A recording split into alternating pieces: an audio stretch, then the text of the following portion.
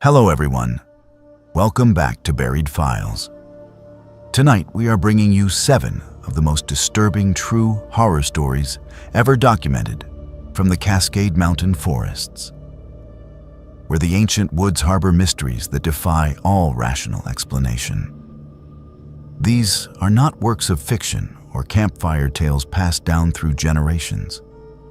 These are authentic accounts from park rangers, surveyors, hikers, and wilderness professionals who encountered something in those dark forests that forever changed their understanding of reality. Each story has been meticulously compiled from official reports, witness interviews, and documented evidence that cannot be easily dismissed. The Cascades stretch across hundreds of miles of remote wilderness where disappearances remain unsolved and phenomena continue to occur that science cannot explain. If you are drawn to genuine horror content rooted in documented reality, subscribe to Buried Files and activate the notification bell so you never miss our investigations into the unexplained. After you hear these deeply unsettling accounts tonight, share your own experiences with the unknown in the comments section below, because we know many of you have your own stories that deserve to be told. Now get comfortable, turn down the lights, and prepare yourself as we descend into the darkness that lives within the deep woods of the Cascades. Aurora had been leading hiking tours through the North Cascades for 8 years.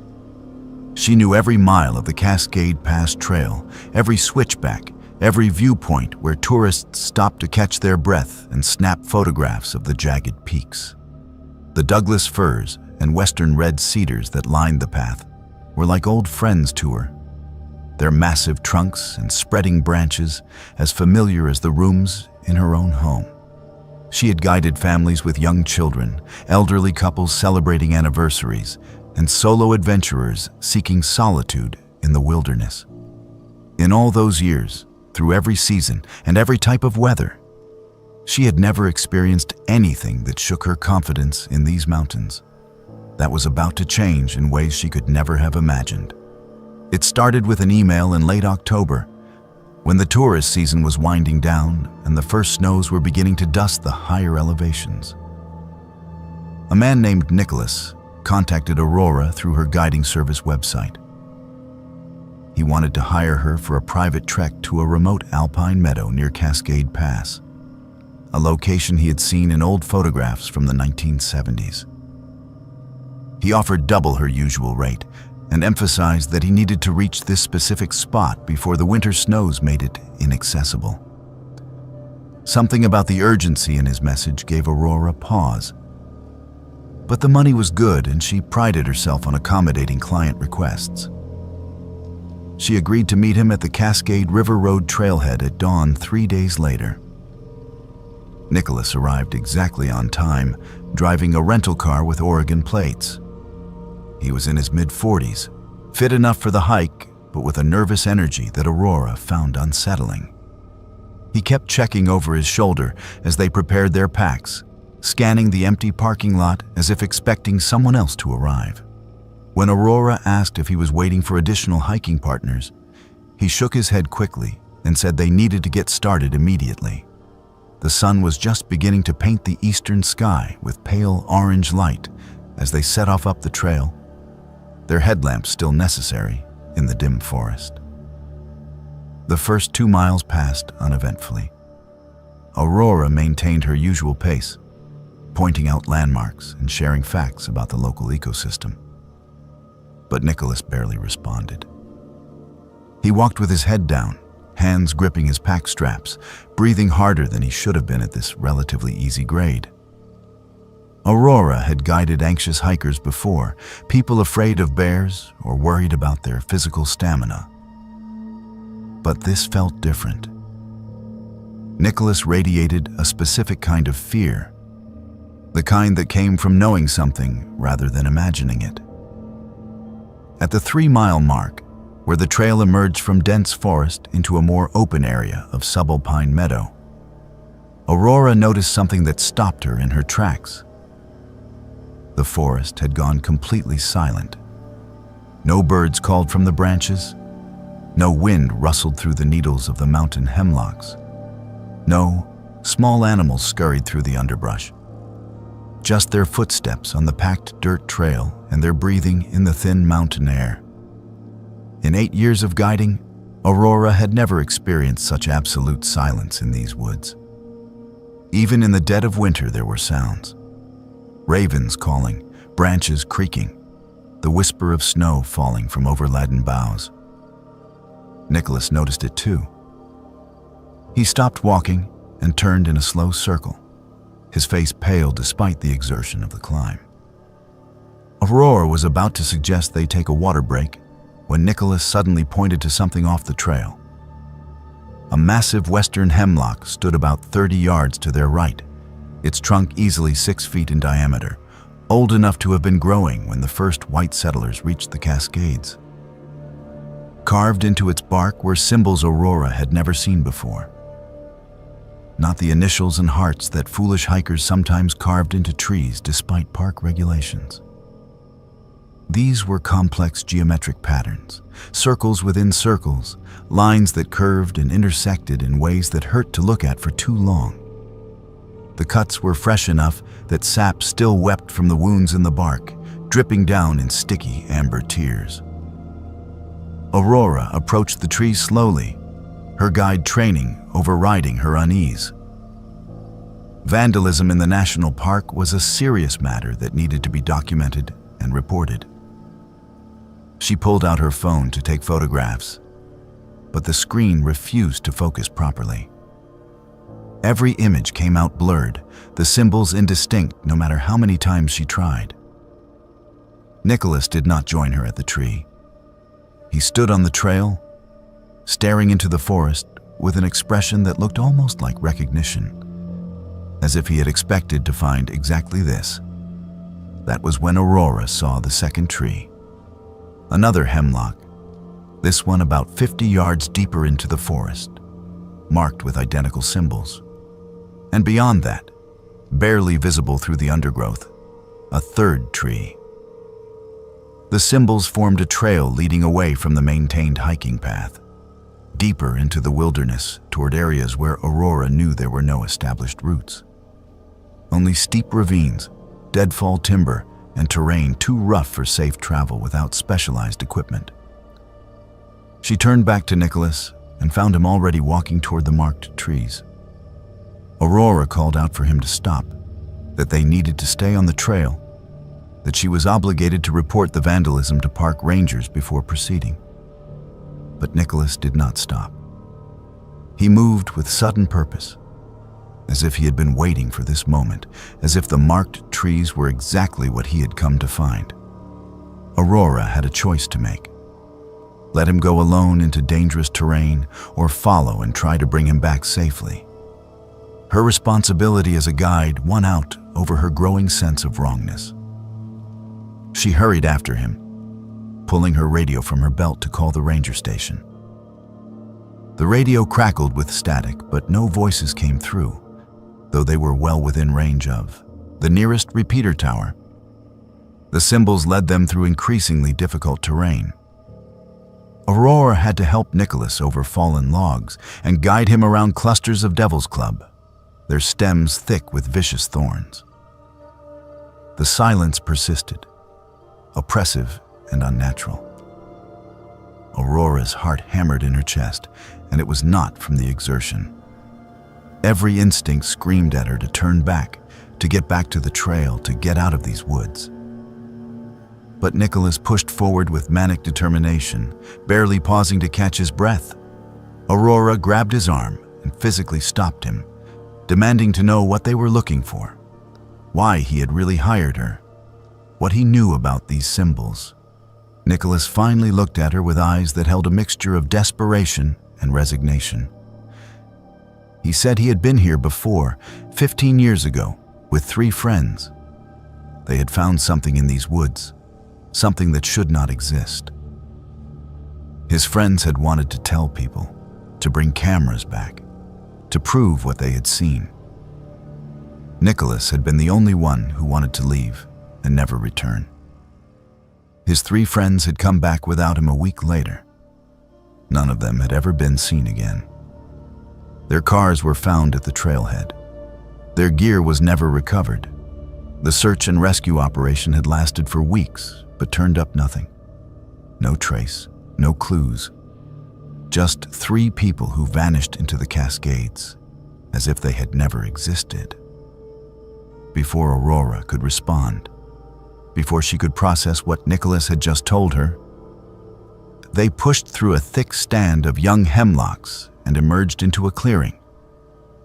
The trees formed a perfect circle, their trunks equidistant from each other, growing in a formation that could not possibly be natural. The ground was bare dirt, no undergrowth, no fallen needles, nothing but smooth earth. And standing in the clearing, arranged in a circle facing inward toward the center, were 7 figures wearing hooded cloaks. They were completely motionless. No breathing. No movement of fabric in the breeze that had finally, mercifully, started to blow again. The cloaks were dark gray, homespun fabric that looked heavy and old.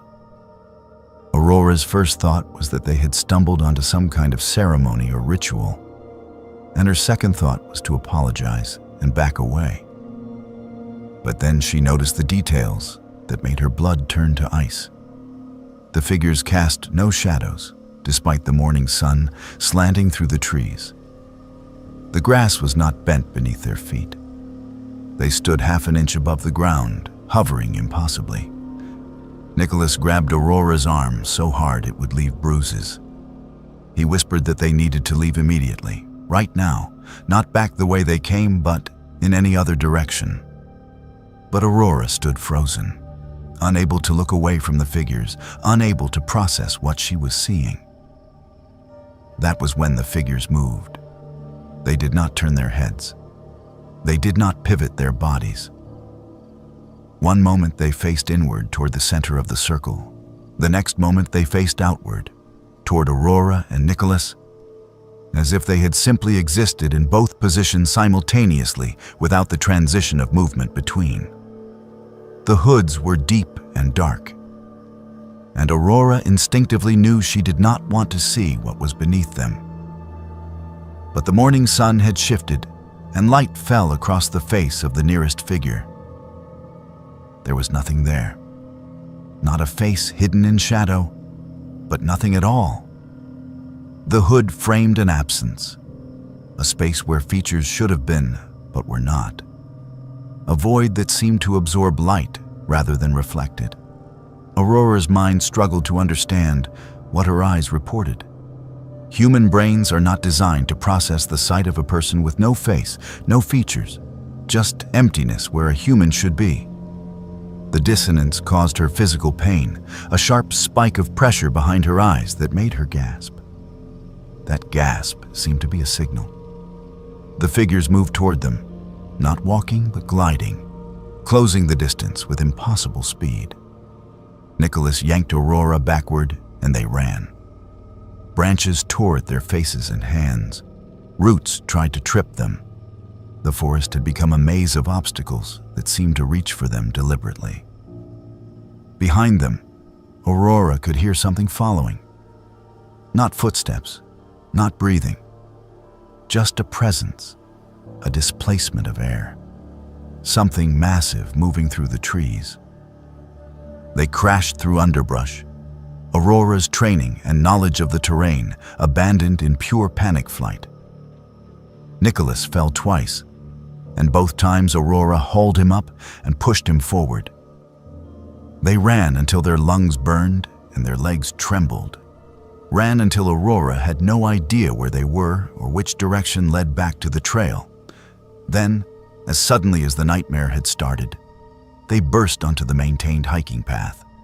The Cascade Pass trail stretched before them, solid and real and normal. The terrible silence was gone. Birds sang in the trees. A marmot whistled alarm from the rocks above. The world had returned to making sense. Aurora and Nicholas collapsed on the trail, gasping for breath. Neither spoke for several minutes. When Aurora finally had enough air to use her radio, it worked perfectly. Her call to the ranger station went through clearly. She reported their location and said they were hiking out immediately due to an emergency situation. She did not try to explain what kind of emergency. She knew how it would sound. They reached the trailhead in record time, practically jogging down the trail despite their exhaustion. Aurora drove them both to the ranger station, where she gave her report. She told them about the symbols carved in the trees, about the clearing with the figures, about the chase through the forest. The rangers listened with professional courtesy, but Aurora could see the skepticism in their eyes. They probably thought she and Nicholas had eaten mushrooms or experienced some kind of shared panic attack. But they agreed to send a team to investigate. 6 hours later, the investigation team returned. They had found no carved trees, no symbols, no clearing with trees in a perfect circle.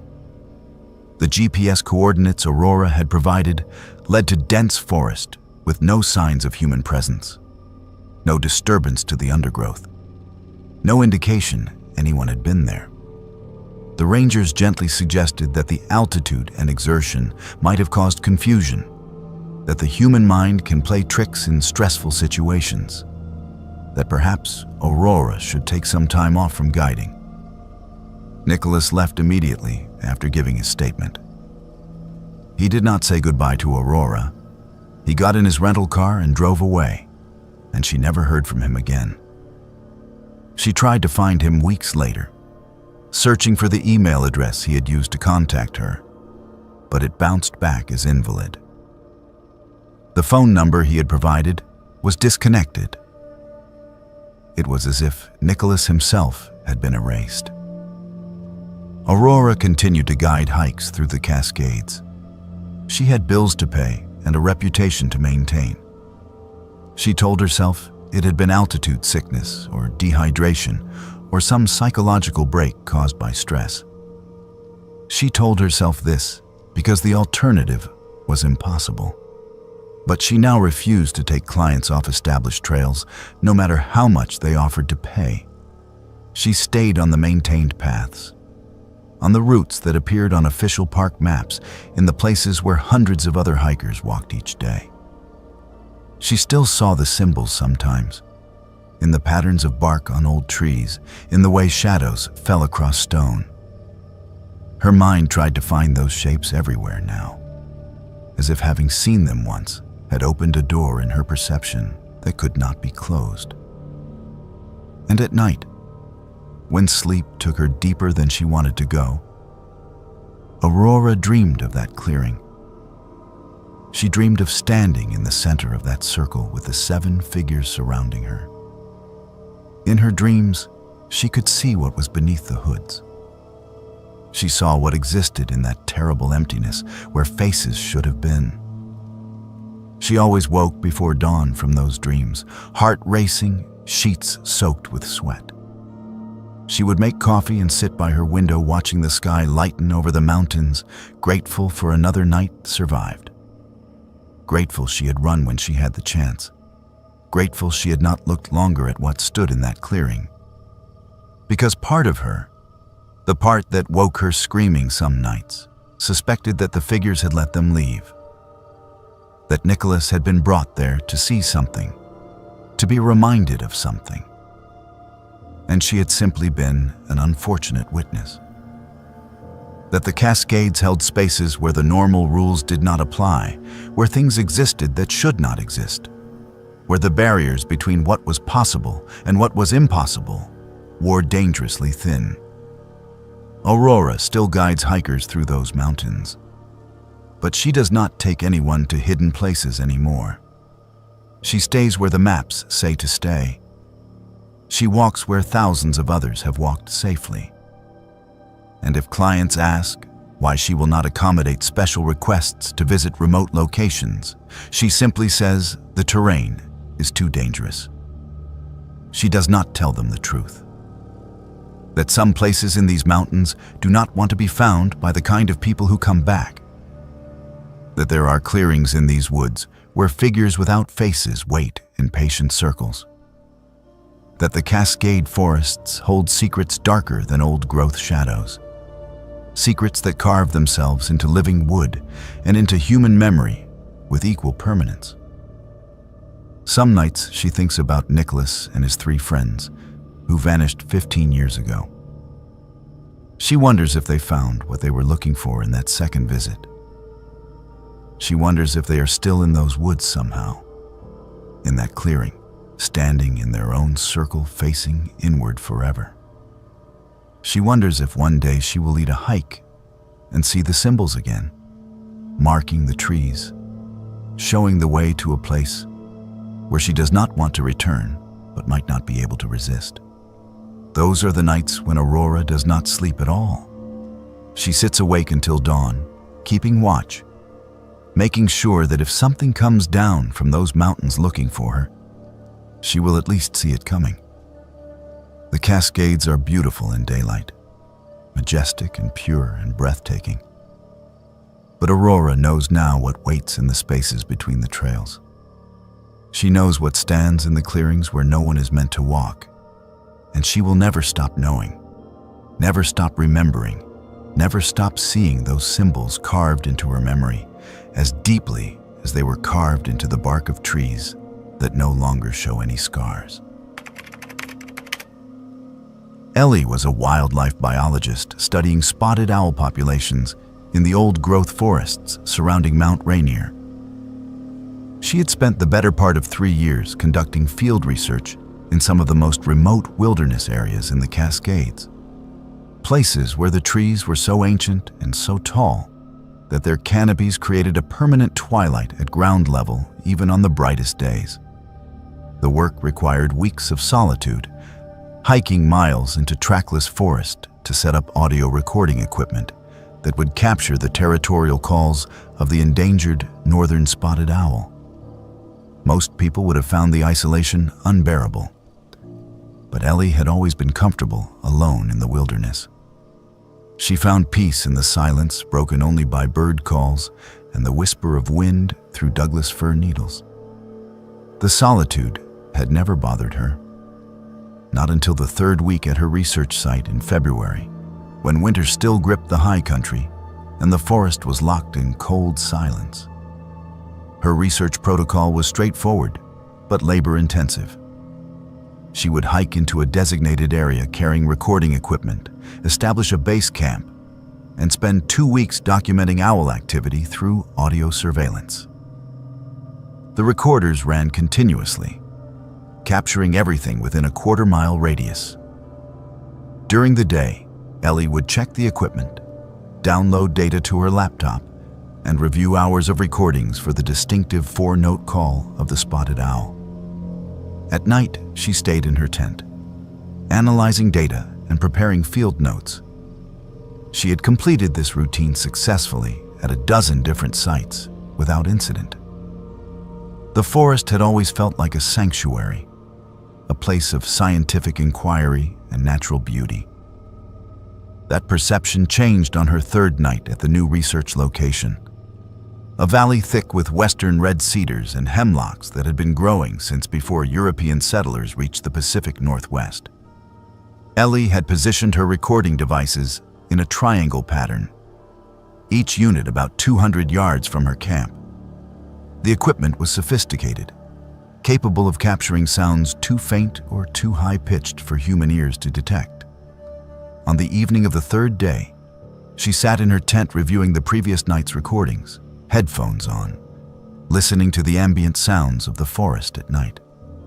Mostly it was silence punctuated by the occasional crack of a branch or the distant call of a great horned owl.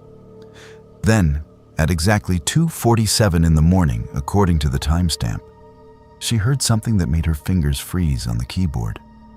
A voice, human, whispering her name. Ellie. She rewound the recording and played it again. The voice was clear, unmistakable, speaking her name slowly as if testing how the syllables felt. Ellie. She checked the timestamp again. 2:47 a.m. She had been asleep at that time, alone in her tent. 5 miles from the nearest maintained trail and at least 10 miles from where anyone else would have reason to be. She told herself it had to be some acoustic anomaly, wind through the trees creating sounds that resembled speech, the audio equivalent of seeing faces in clouds. The human brain was designed to find patterns even where none existed. But she played the recording a dozen more times, and each time it sounded more clearly like her name whispered by a human voice. Ellie barely slept that night. She kept her headlamp on and her satellite phone within reach, though she knew there was no one she could reasonably call. What would she say? That her recording equipment had captured someone whispering her name in the middle of a forest where no one else should be? It sounded absurd, even in her own mind. But as she lay awake in her sleeping bag, listening to the ordinary sounds of the night forest, she could not shake the feeling that something had fundamentally changed. The wilderness no longer felt neutral. It felt attentive, aware. The next day, Ellie seriously considered packing up and hiking out early. She could report equipment malfunction, weather concerns, any number of acceptable reasons to abandon a research site before completing the full 2-week observation period. But 3 years of graduate work depended on collecting sufficient data, and spotted owls were difficult subjects to study. Abandoning a site meant losing valuable research time and disappointing the professors and agencies funding her work. She decided to stay, but took precautions. She moved her tent closer to her equipment, within sight of all 3 recording stations. She kept her pepper spray and emergency whistle attached to her jacket at all times. And that night, she stayed awake, sitting outside her tent with a headlamp and her laptop, determined to witness whatever happened at 2:47 a.m. The forest at night was a different world than the forest by day.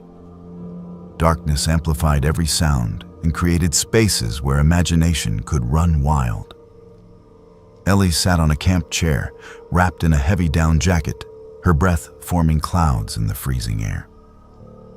She watched the timer on her laptop count toward 2:47.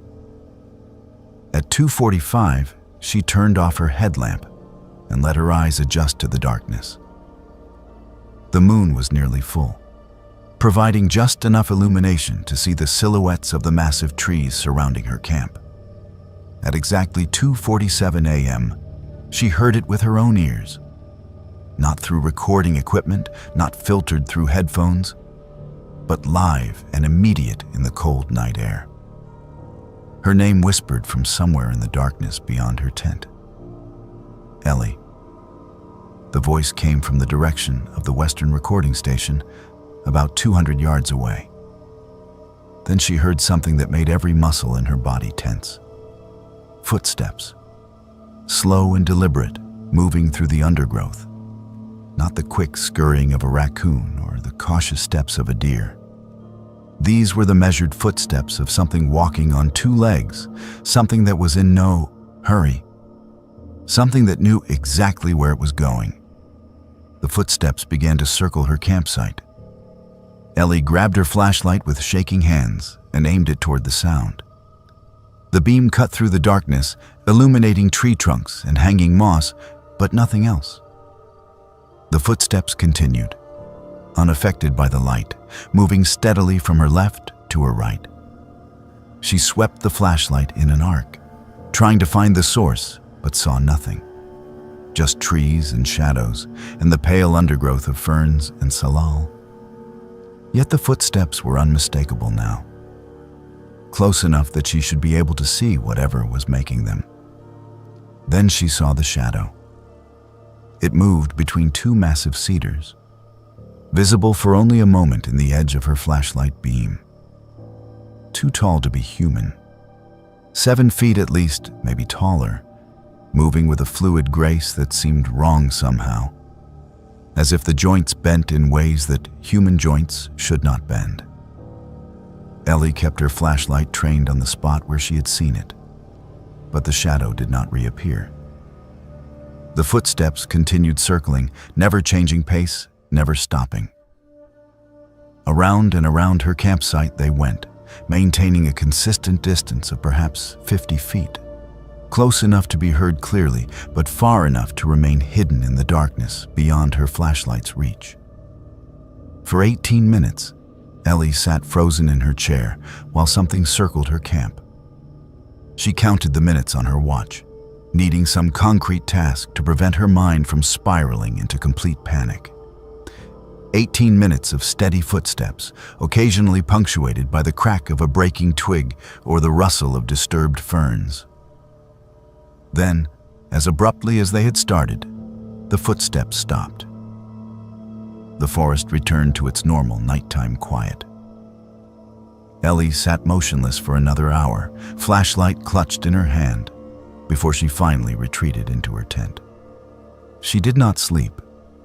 She sat with her back against her pack, satellite phone in her lap, watching the tent entrance until dawn broke and the forest returned to something that resembled normalcy.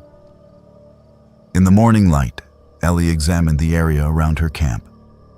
If something had circled her campsite for 18 minutes, there should be evidence.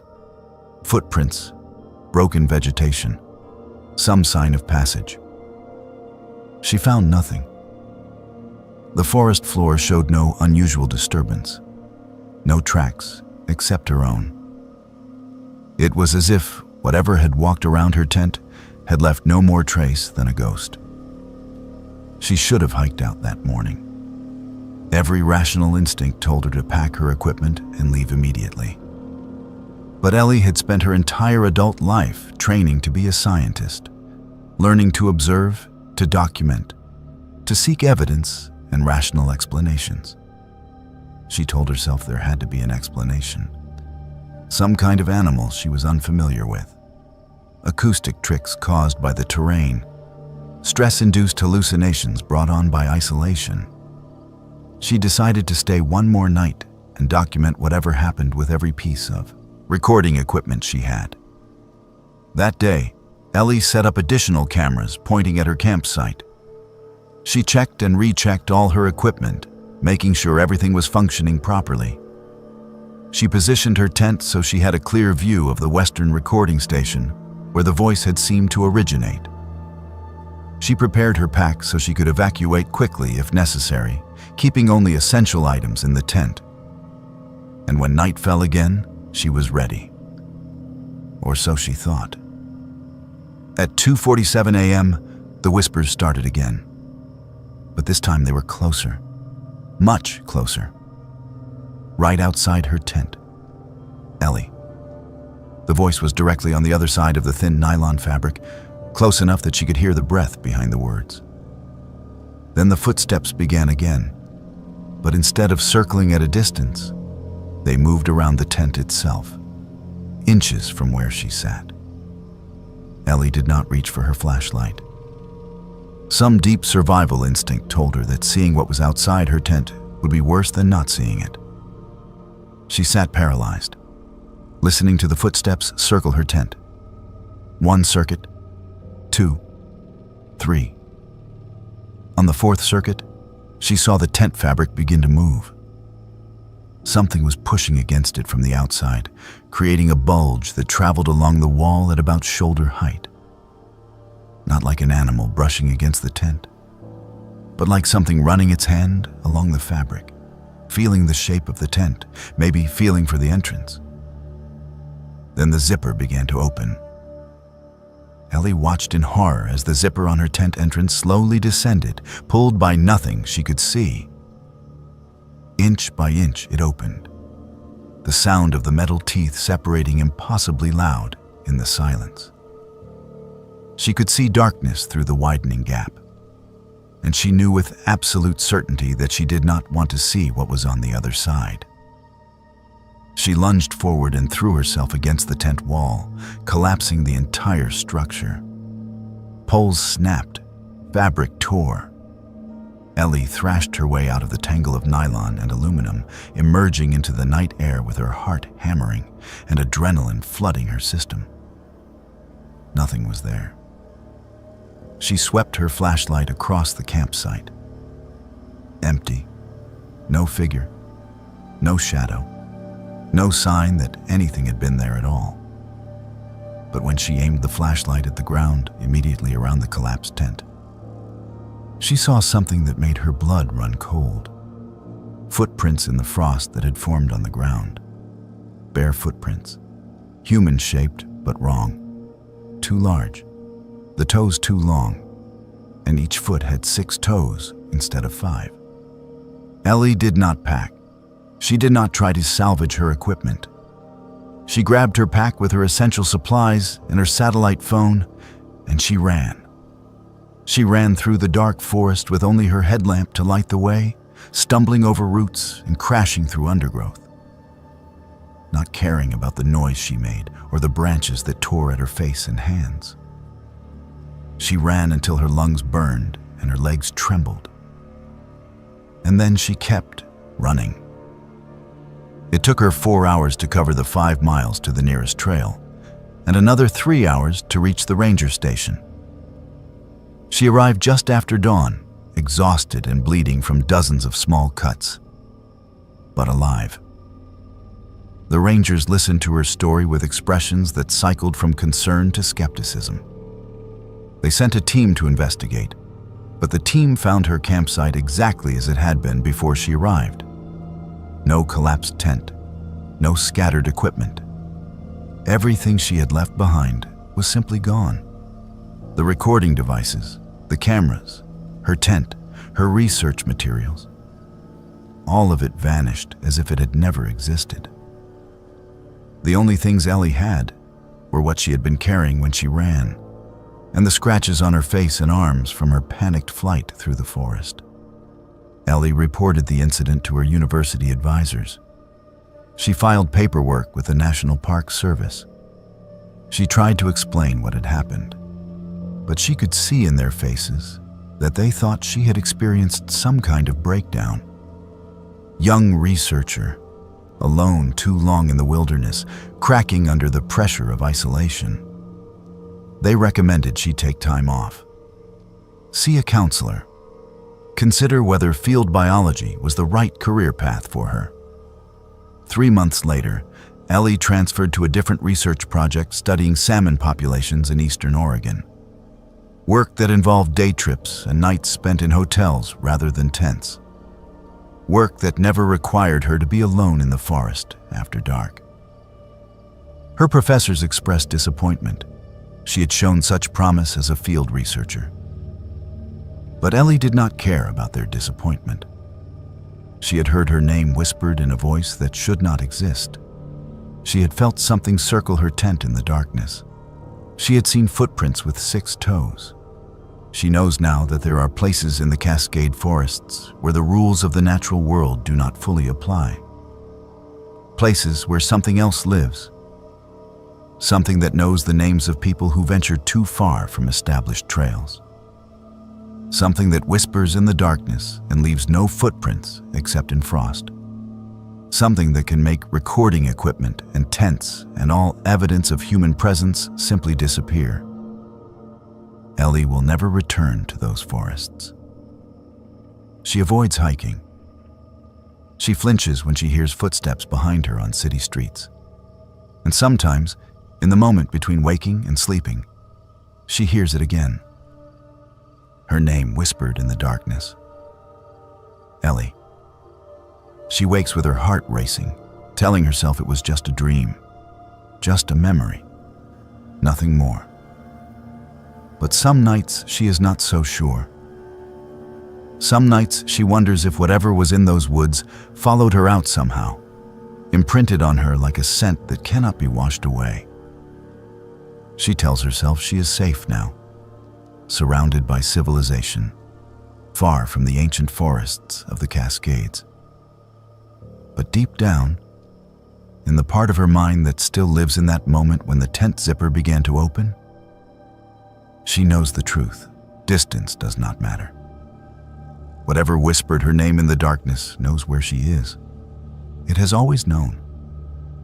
And someday, in some quiet moment when she is alone, she might hear those footsteps again, slow and steady, circling, patient, waiting for the moment to whisper her name one more time.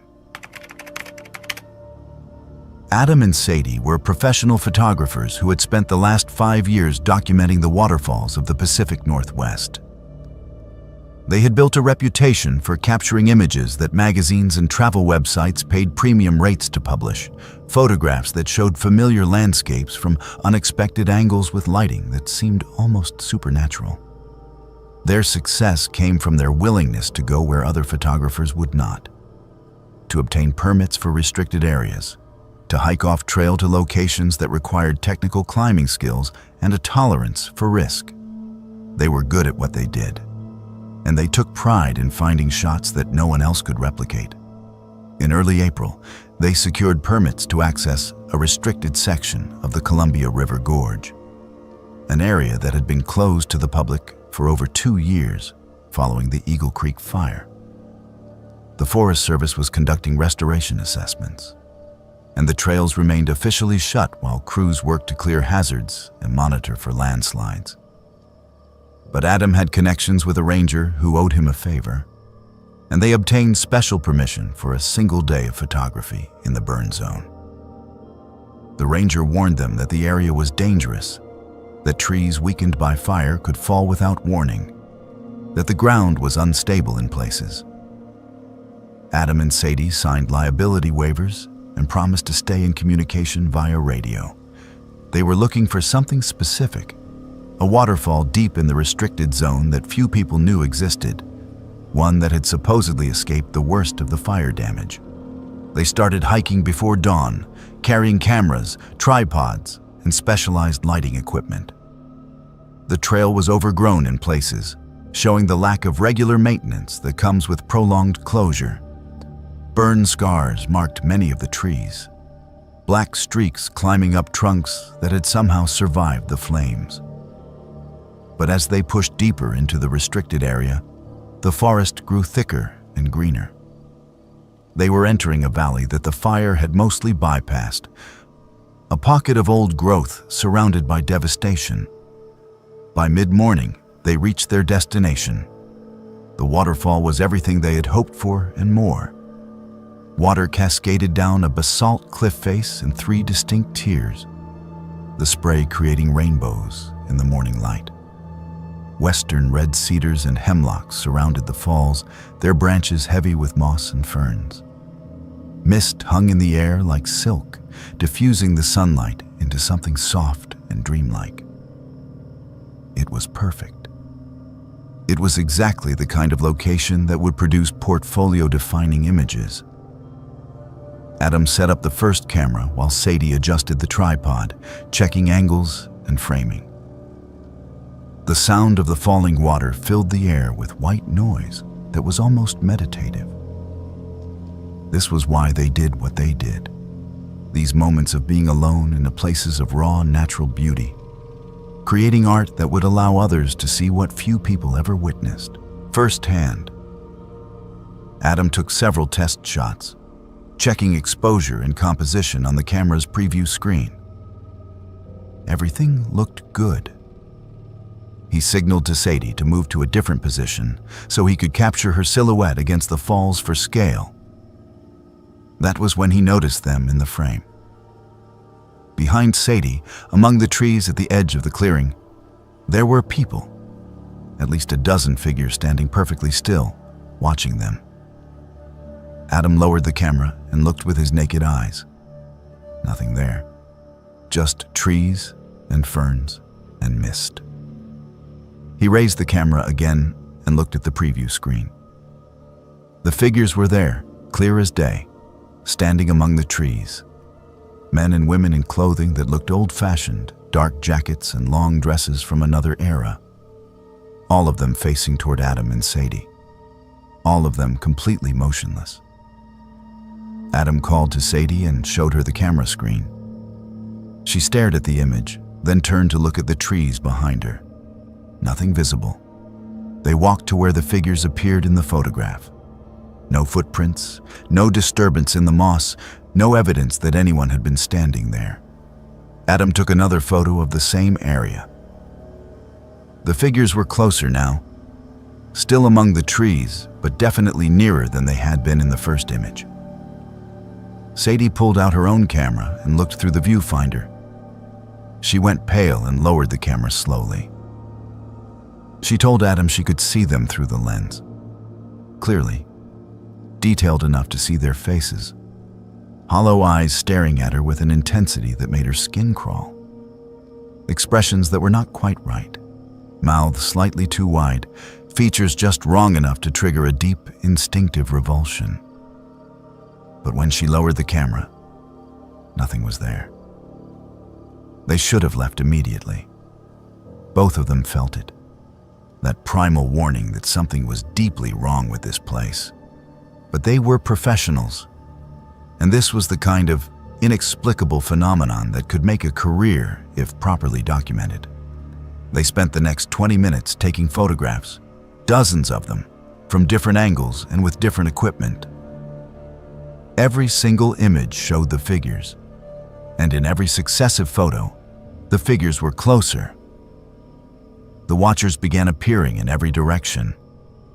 Through the camera viewfinders, Adam and Sadie could see themselves surrounded by a crowd of silent observers. The figures stood at the edges of the clearing now, a ring of watchers dressed in clothes from a century past, all staring with those wrong faces and hollow eyes. None of them moved. They simply stood and watched with an attention that felt malevolent. Adam tried to review the photos on his camera screen, wanting to see if the images showed any detail that might explain what they were seeing.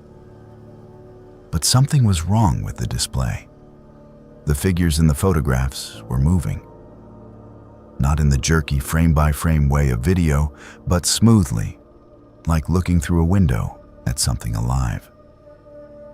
In the images, the watchers were walking toward the center of the frame, toward where Adam and Sadie had been standing when the photos were taken, converging slowly but inevitably. Sadie grabbed Adam's arm and pointed to her own camera. The same thing was happening. The figures in her viewfinder were moving now, not just standing, walking toward them with slow, deliberate steps.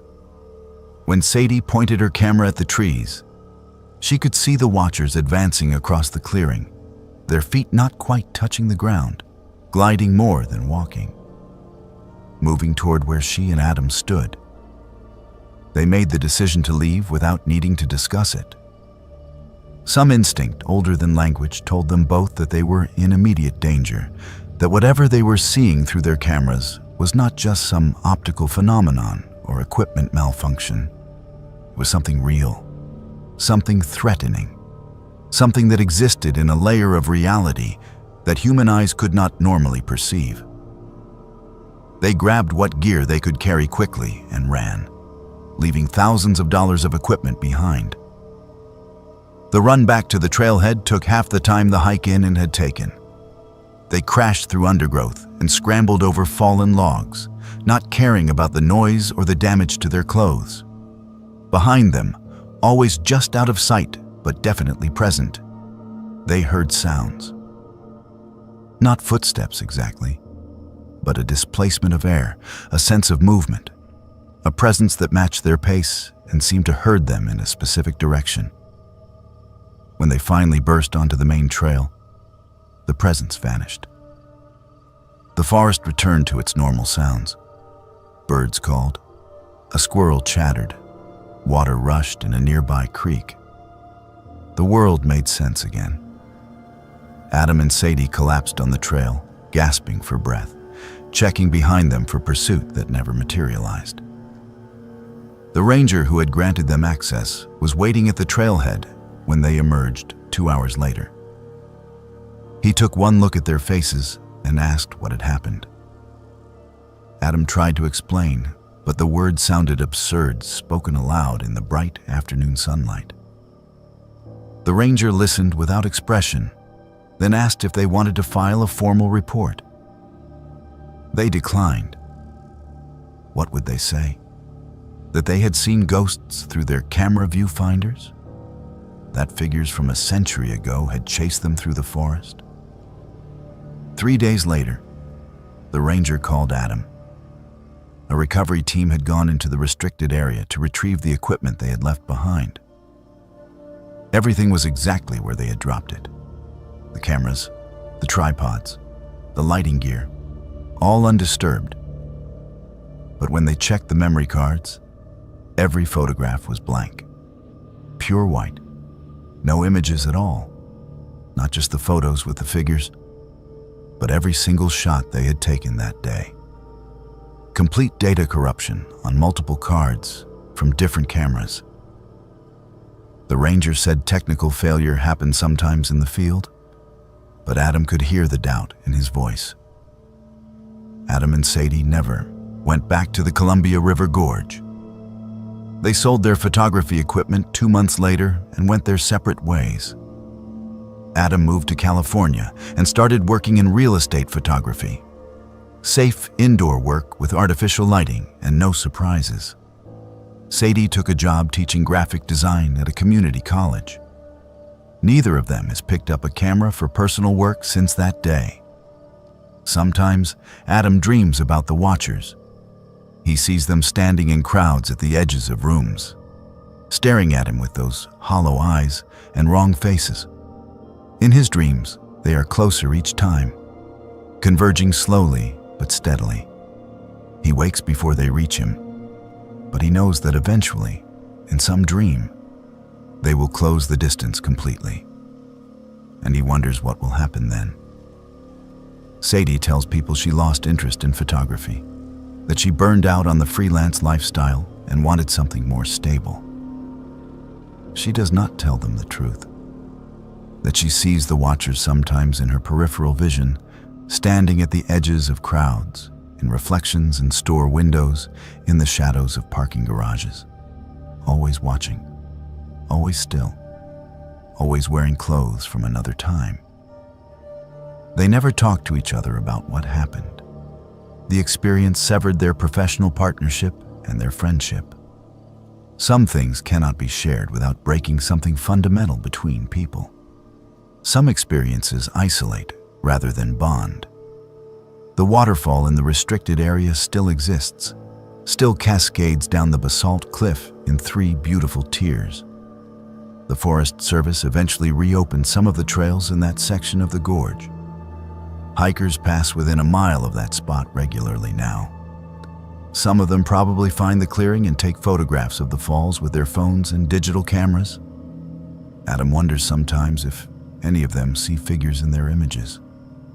If anyone else has looked through a lens and seen the watchers standing among the trees. If anyone else has felt that terrible attention focused on them. But mostly he tries not to think about it at all. He lives in a world of bright rooms and artificial light now, a world where cameras capture exactly what the eye can see and nothing more. A world where the past stays safely in the past and the dead remain dead. He needs to believe that world is the only real one.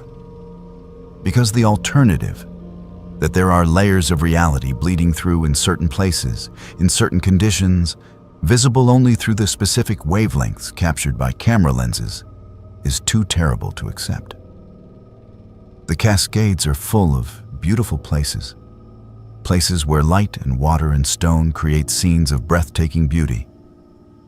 But some of those places have watchers, and the watchers remember, and they wait, and they appear in photographs that should show nothing but trees and mist and falling water.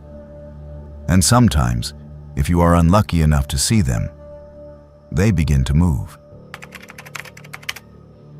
Gavin was an experienced backcountry ranger maintaining remote trails in the North Cascades. He had worked these mountains for 12 years, longer than anyone else in his district.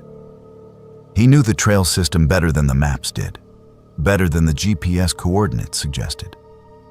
Every junction, every landmark, every mile marker was burned into his memory through countless patrols in all seasons and all weather conditions. He could navigate the backcountry in fog, in darkness, in whiteout snow conditions. He prided himself on never getting lost, on being the ranger other rangers called when they needed someone to find lost hikers or verify confusing trail reports. His knowledge of these mountains was encyclopedic and earned through thousands of miles of walking. That expertise made what happened to him even more impossible to explain. It started with a series of reports from hikers about a trail that had become confusing. 3 separate groups over the course of 2 weeks had contacted the ranger station to report disorientation on the Fir Creek Trail, a simple out-and-back route that led 6 miles to an alpine lake. The trail was rated easy to moderate, well-marked and heavily trafficked during the summer season. It was not the kind of trail where experienced hikers got lost. Yet all 3 groups reported the same thing. They had reached a junction that should not exist, became disoriented trying to navigate it, and eventually turned back without reaching the lake. One group had wandered for 3 hours trying to find their way forward before giving up. Gavin dismissed it as inexperienced hikers misreading their maps. People got confused in the wilderness more often than they wanted to admit, and their egos invented excuses. A junction that should not exist was easier to report than admitting they had simply gotten turned around. Gavin volunteered to inspect the trail personally, mostly to put the matter to rest. He packed light, planning on a quick day hike to the lake and back. He brought GPS, compass, detailed trail maps, and his radio. He had hiked this particular trail at least 24 times over the years. He expected to find nothing unusual. The morning was clear and cool, perfect hiking weather. Gavin made good time on the familiar trail, noting conditions and checking for hazards. Everything was normal. The trail was well maintained, the markers were all present, the terrain matched his memory exactly. At 2 miles in, he should have been approaching a small creek crossing. At 4 miles, a distinctive rock formation. At 6 miles, the lake. Simple, straightforward, impossible to get wrong. But at the 2-mile mark, Gavin encountered something that stopped him cold. A trail junction, 2 paths diverging into the forest, both looking equally used, both appearing legitimate. His map showed no junction for another 5 miles. The GPS coordinates confirmed he was exactly where he thought he was. But the GPS showed no trail junction at this location. The trail database had been updated just 3 months ago. There should be no junction here. Gavin examined both paths carefully. They looked identical. Same width, same level of maintenance, same type of trail markers. One path led roughly northeast, which was the correct direction to the lake. The other led more directly north. Based on the map, he should continue on the trail that bore northeast. He marked the junction coordinates on his GPS and continued forward. 30 minutes later, he arrived at a junction. The same junction. He was certain of it. The same 2 paths, the same trail markers, the exact same configuration. But that was impossible.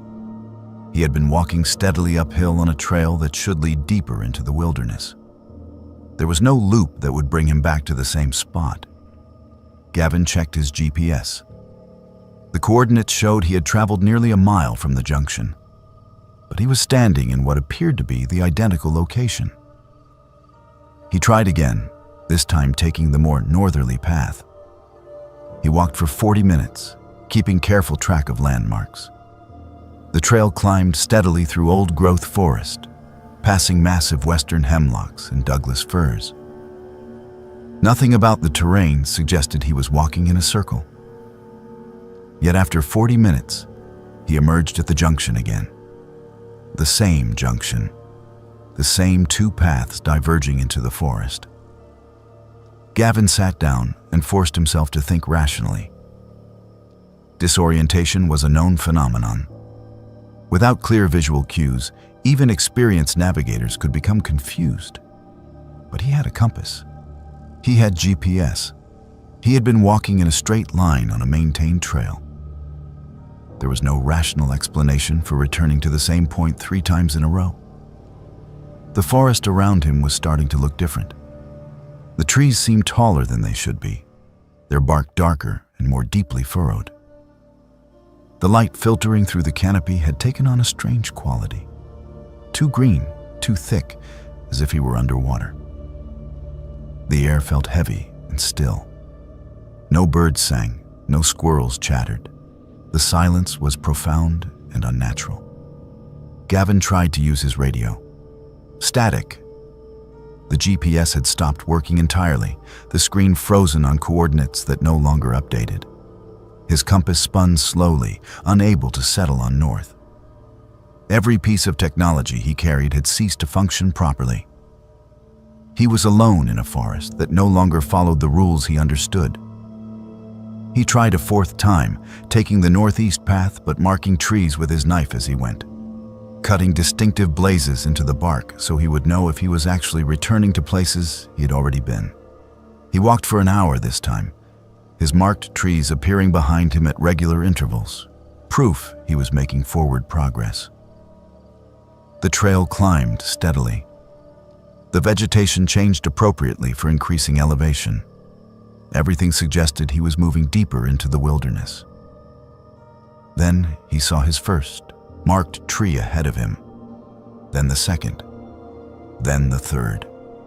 The trail had somehow looped back on itself, despite climbing continuously upward. Gavin stood staring at his own knife marks on a tree, trying to comprehend what was happening. The laws of physical space were not working correctly.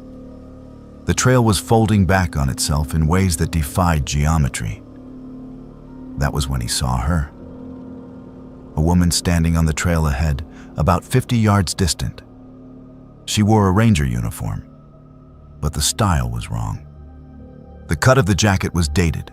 The patches were different designs. The whole uniform looked like something from the 1970s or 1980s.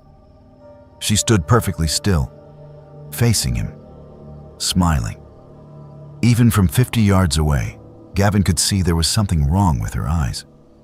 They were completely black. No whites, no irises. Just solid black from edge to edge like the eyes of a shark. The woman raised her hand and beckoned him forward. "Come with me," the gesture said. "I will show you the way." But every instinct Gavin possessed screamed at him to run. The woman was not human. The smile was not friendly. The black eyes held nothing but malevolence. She was something wearing the shape of a ranger, using a familiar form to lure him deeper into whatever trap this trail had become. Gavin turned and ran in the opposite direction. He crashed through underbrush, abandoning the trail entirely, no longer caring about direction or landmarks. He just needed to get away from the junction, away from the woman with black eyes, away from the trail that looped endlessly back on itself. Branches tore at his face and pack. Roots tried to trip him. He fell twice, scrambled up, kept running. He ran for what felt like hours but might have been minutes. Time had become as unreliable as space in this forest. Finally, exhausted, his lungs burning, Gavin collapsed against a massive cedar and forced himself to stop. He needed to think. Panic would kill him faster than anything else out here. That was when he heard the sound of a vehicle, a car engine close by. Gavin pushed through a final stand of trees and stumbled onto a highway. The pavement was solid and real beneath his boots. A logging truck roared past, its driver giving him a curious look. Gavin stood on the shoulder of the road, trying to orient himself. According to the highway marker, he was on State Route 20 miles from where he had started hiking. 20 miles. He had covered terrain that should have taken 2 days to traverse. He had crossed mountain ridges and valleys that lay between his starting point and this highway. Yet only a few hours had passed since he left the trailhead. His GPS, when it finally started working again, confirmed the impossible. He was 20 miles from his starting point, but the recorded track showed he had only traveled 6 miles. Gavin called for pickup and waited by the roadside. When his supervisor arrived, Gavin tried to explain what had happened. The junction that should not exist. The trail that looped impossibly. The woman in the old-style ranger uniform with black eyes. He could hear how it sounded, like a breakdown, like altitude sickness or dehydration or psychological collapse. His supervisor was sympathetic but concerned. He suggested Gavin take some time off, see a doctor, get checked for Lyme disease or other conditions that might cause confusion and disorientation. Gavin agreed because arguing would make him sound worse. But he knew what he had experienced was real. A week later, a team went to investigate his claims. They hiked the Fir Creek Trail from start to finish without incident. No mysterious junctions, no looping trail, no woman in a vintage ranger uniform. The trail was exactly as the maps showed it should be. 6 miles of straightforward hiking to a beautiful alpine lake. The team completed the hike in both directions without any problems. Their report suggested that Gavin had experienced a medical episode in the field and recommended he undergo a full neurological evaluation before returning to backcountry duty. Gavin took administrative leave. He spent 2 weeks trying to convince himself it had been some kind of hallucination. But the GPS track was real data, showing him traveling impossible distances. The cuts on his face from running through underbrush were real injuries. The coordinates where his GPS had frozen were real numbers that he could verify. Something had happened on that trail that defied rational explanation. 3 weeks after his experience, Gavin submitted his resignation.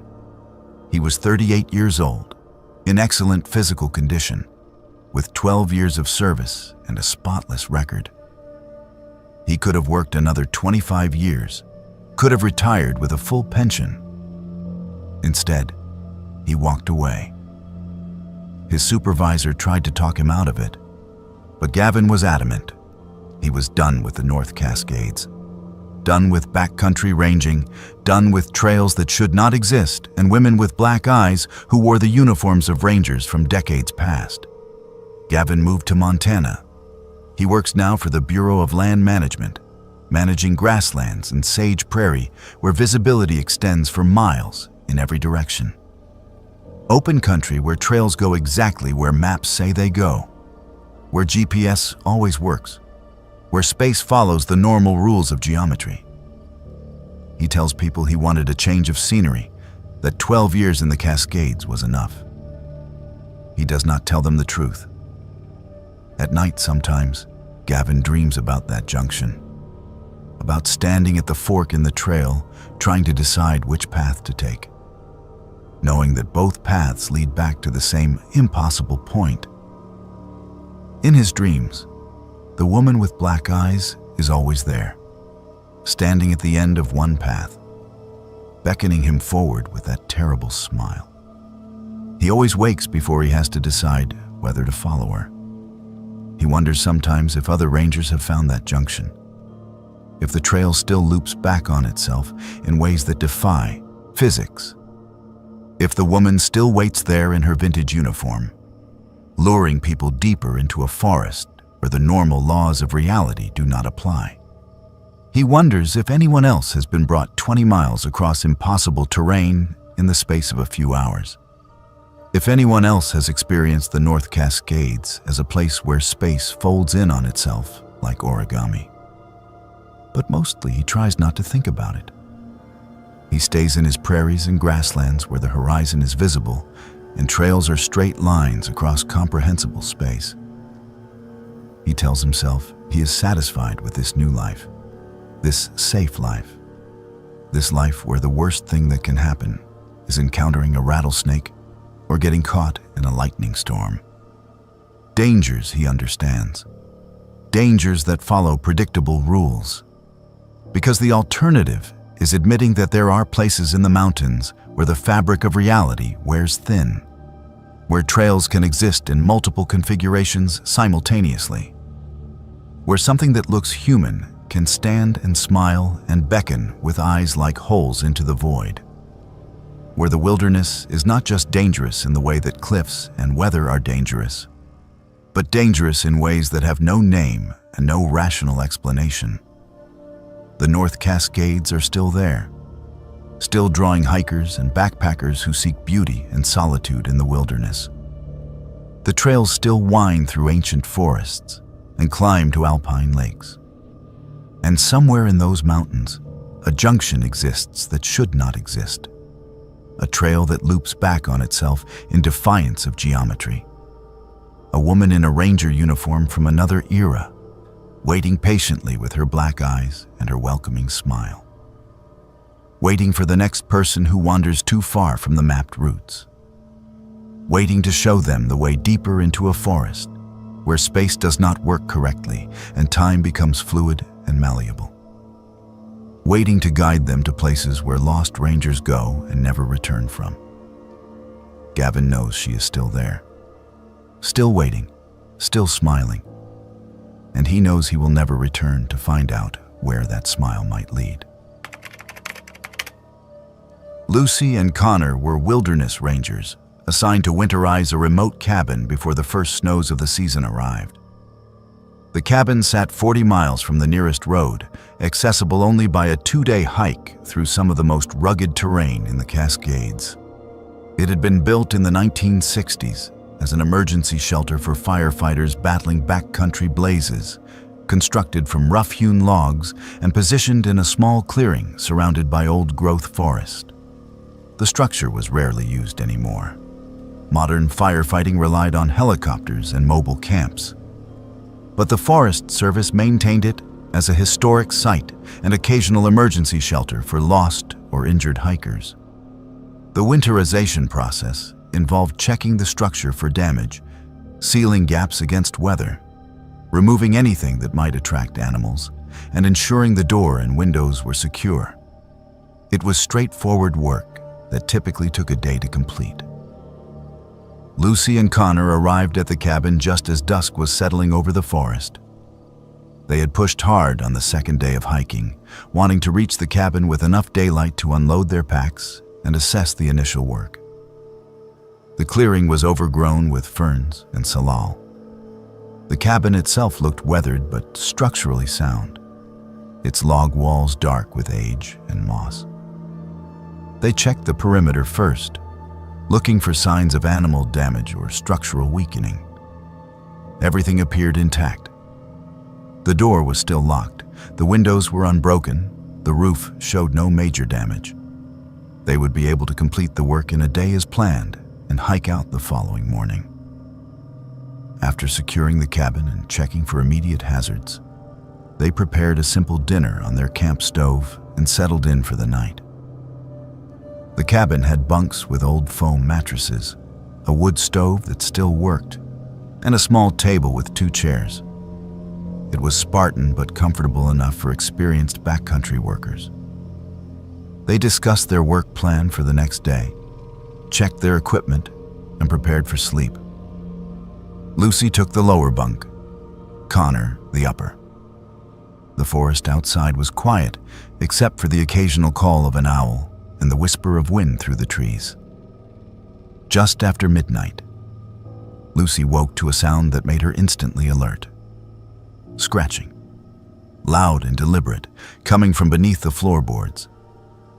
Something large was moving under the cabin, dragging against the wood with enough force to make the sound clearly audible. Lucy lay still, listening. The scratching moved in a pattern, back and forth, as if whatever was beneath them was pacing or systematically exploring the underside of the floor. She whispered Connor's name. He was already awake, she could tell by his breathing, also listening to the sounds below. Connor climbed down from his bunk quietly and grabbed his flashlight.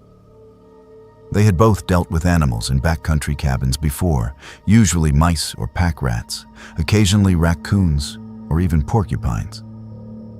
Whatever was under, the cabin sounded larger than any of those, but it could be a bear investigating the structure.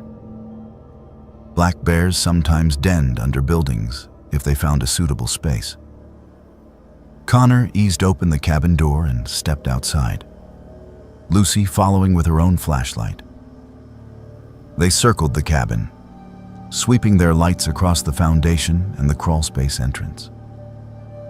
The crawlspace opening was still sealed shut, undisturbed. The metal screen that covered the entrance was bolted in place, showing no signs of being forced or damaged. Yet, the scratching continued, clearly audible even outside the cabin. Connor and Lucy exchanged looks. If the crawlspace entrance was secure, how had something gotten underneath? There were no other openings large enough for anything bigger than a mouse to enter. They returned to the cabin, but neither could sleep. The scratching continued sporadically throughout the night, sometimes stopping for an hour, then resuming with renewed intensity. Sometimes it sounded like claws on wood. Sometimes it sounded almost like fingers scraping against the boards. The distinction made Lucy deeply uncomfortable. When dawn finally arrived, she and Connor wasted no time getting to work. They decided to open the crawlspace entrance and investigate properly. Whatever was under there needed to be dealt with before they could complete their winterization work. The crawlspace entrance was on the north side of the cabin, a 2-foot square opening covered by a heavy metal screen bolted to the foundation. Connor removed the bolts with a wrench from their toolkit and pulled the screen away. The opening revealed darkness and the smell of damp earth. Connor lay flat on his stomach and aimed his flashlight into the crawlspace. The beam illuminated a shallow space, barely 2 feet high, filled with rocks and dirt and decades of accumulated debris. He crawled forward, pulling himself into the cramped darkness on his elbows. Lucy crouched outside the entrance, keeping watch and holding a second flashlight ready. Connor's voice echoed from inside the crawlspace. He reported seeing nothing unusual at first, just dirt and rocks in the underside of the floorboards. Then his voice changed.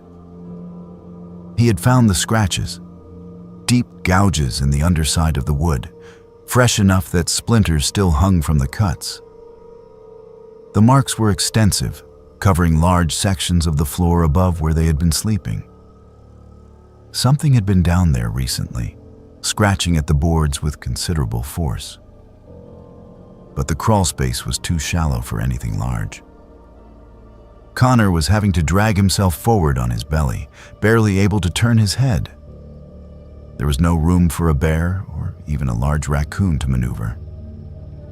Yet the scratches suggested something much bigger than a mouse had made them. He worked his way back to the entrance and emerged covered in dirt, his face troubled. He told Lucy what he had found, but could not explain it. The scratches were there. The space was too small. The facts did not reconcile. They discussed leaving immediately, abandoning the winterization work and hiking out that morning. But they were professionals with a job to complete, and nothing had actually threatened them. Strange scratching noises were not sufficient reason to leave work unfinished and waste a 40-mile hike. They decided to continue working, but planned to hike out that afternoon rather than spending another night. They could complete most of the essential winterization tasks in a few hours if they worked efficiently. The day passed without incident.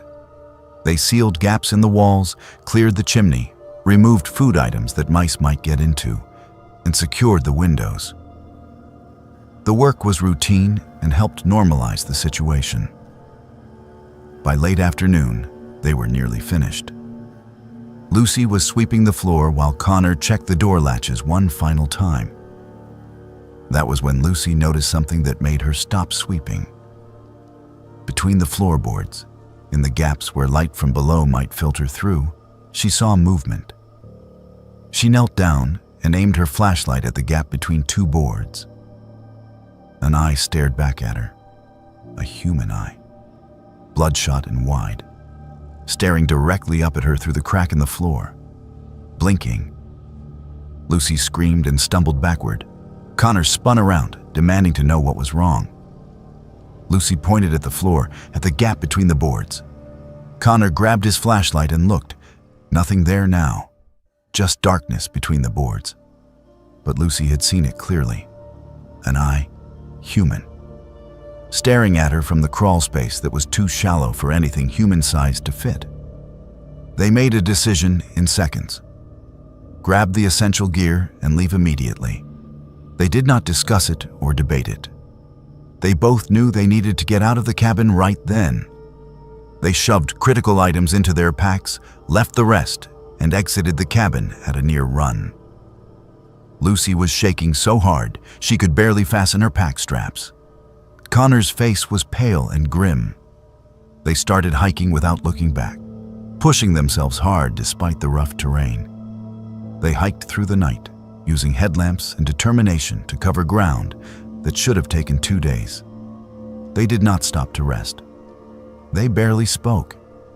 When they finally reached the trailhead at dawn, exhausted and filthy, they called their supervisor immediately. Lucy told him they had encountered a dangerous situation at the cabin and had evacuated.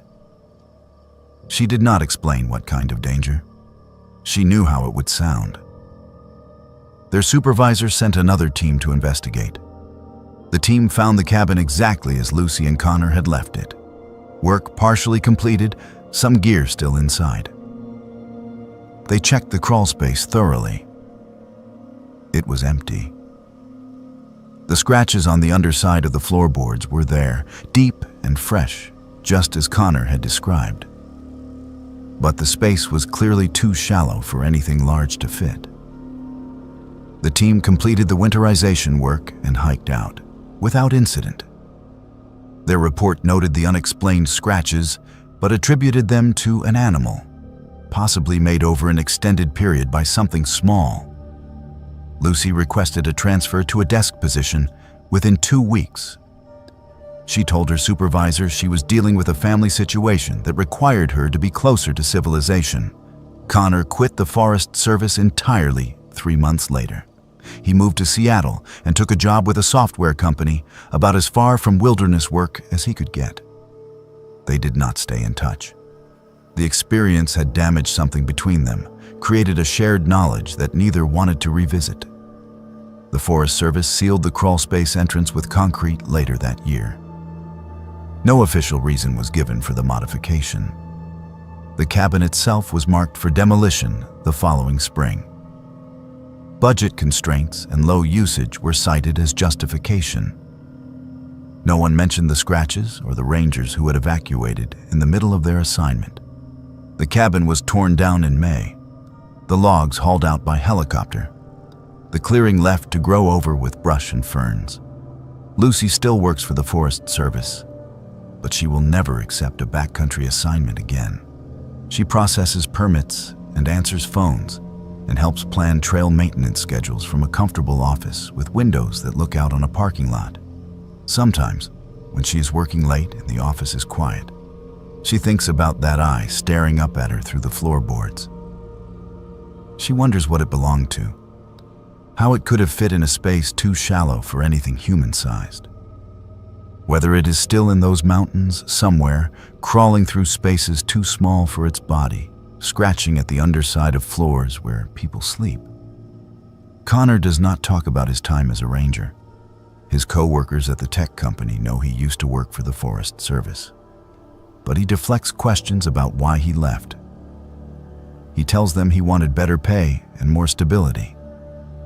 He does not tell them about crawling through a space barely 2 feet high and finding scratches that should not exist.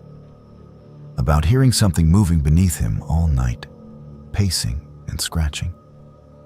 About the look on Lucy's face when she saw something staring at her from between the floorboards. Sometimes he has nightmares about tight spaces, about crawling through darkness too cramped to turn around in. His face inches from the dirt, unable to move backward or forward. In these dreams, he always feels something behind him, something breathing on his ankles, something with fingers that scrape against wood. He wakes sweating and gasping, grateful for his apartment with its concrete foundation and no crawl space. no dark hollow beneath where things might move, unseen. The cabin is gone now. The clearing where it stood is unmarked on current maps, already fading back into forest. But the mountains remember. The ancient trees around that clearing know what moved beneath that cabin floor. They know what scratches at the underside of human structures in the deep wilderness. They know what has eyes that can see through cracks and bodies that can fit in spaces that should be impossible. Lucy and Connor know too. They carry that knowledge with them, a weight that never lessens no matter how much distance they put between themselves and that remote clearing. They know there are things in the Cascade wilderness that defy rational explanation. Things that crawl where they should not fit. Things that watch from beneath with human eyes. Things that scratch messages in wood with appendages that might be claws or might be fingers. The Forest Service does not talk about why that cabin was demolished. The official records cite age and disuse. But the rangers who work the backcountry, the ones who spend weeks alone maintaining remote trails and checking on emergency shelters, they tell stories around their campfires. Stories about cabins where the floorboards creak with weight that should not be there. About scratching sounds that come from sealed spaces. About eyes that peer through gaps from darkness that should be empty. And when new rangers are assigned to check remote cabins, the veteran rangers sometimes take them aside first. They tell them to trust their instincts. They tell them that if something feels wrong, if sounds do not make sense, if eyes appear where eyes should not be, it is better to leave the work unfinished and hike out. Some places in the mountains do not want human presence. Some structures sit on ground where the boundaries between what is possible and what is impossible wear dangerously thin. Lucy and Connor learned that lesson. They learned it staring at scratches in wood and eyes in darkness. They learned it hiking 40 miles through the night because staying was unthinkable. They learned it in a way that changed them permanently, that divided their lives into before and after. Before they saw what was beneath that cabin floor. After they knew what watches from the crawl spaces of the world. The mountains do not care what people believe or understand. The wilderness keeps its secrets. And beneath the forest floor, in spaces too shallow for bodies but somehow occupied nonetheless, something continues to wait. Something that scratches. Something that watches. Something that knows when people sleep above it, separated by only a few inches of wood. Something patient and persistent and impossible. Something that the Cascades have held for longer than humans have walked these mountains. Something that will remain long after the last cabin rots and falls and returns to the earth. Isla worked as a timber surveyor, spending days alone in the forest, marking trees for logging operations. She had grown up in the Cascade foothills, the daughter of a logger and a forest ranger. And she knew the woods as intimately as most people knew their own neighborhoods. The work suited her temperament perfectly. She preferred trees to people, solitude to crowds, and the straightforward logic of measuring diameter at breast height and assessing timber quality. Weather was the only real danger she worried about.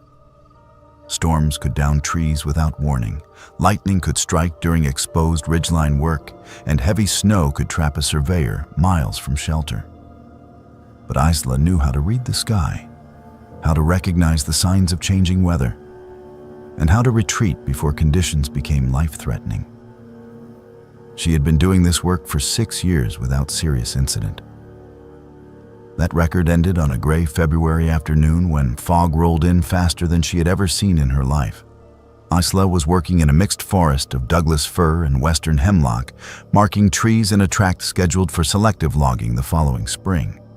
The morning had been overcast but stable, with no weather advisories and no indication of incoming systems. By early afternoon, she had marked 24 trees and was moving steadily through her survey grid. Then she noticed the light changing. The diffuse gray daylight was dimming rapidly, taking on a strange quality that made her check her watch. Only 2 in the afternoon, hours of daylight remaining. But the forest was darkening as if sunset approached. The fog came from the west, moving through the trees like something alive. Within 5 minutes, visibility dropped from hundreds of yards to less than 50 feet. Within 10 minutes, Isla could barely see 20 feet in any direction. The fog was dense and white, thicker than any natural fog she had experienced. It moved against the wind, swirling in patterns that defied meteorology. Isla marked her current position on her GPS and started back toward her truck, following the coordinates carefully. She had been in fog before, had navigated through limited visibility dozens of times. This should not have been difficult. But the fog seemed to have presence. It did not just obscure vision, it pressed against her like something physical, something with weight and intention. The temperature dropped sharply, her breath forming clouds that merged with the surrounding whiteness. The sounds of the forest were muffled and distorted. Her footsteps seemed too loud, echoing strangely. Everything felt wrong in ways she could not articulate.